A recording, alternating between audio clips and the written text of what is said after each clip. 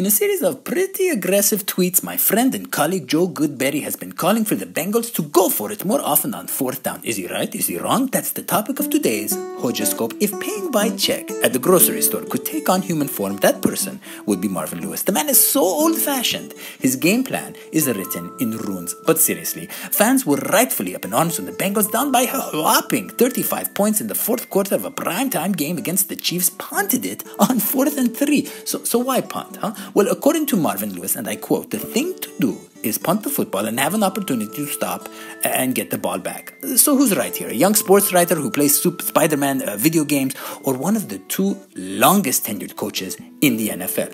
Well, it turns out that Goodberry is not only right, he's righter than he imagines. A study by Brian Burke using statistical analysis has shown that coaches shouldn't just go for it on fourth when the game is close or when they need to.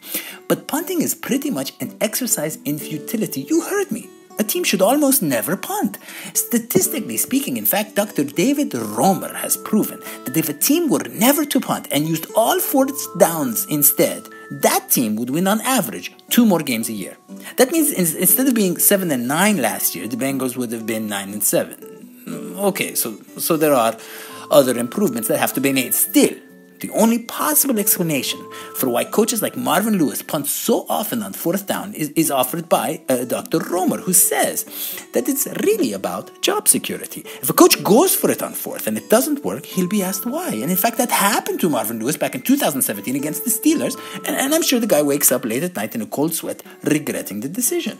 But when a coach punts it and gives the game to the other team, everybody just accepts it. Football is as football does. Well, not today, Satan, not today.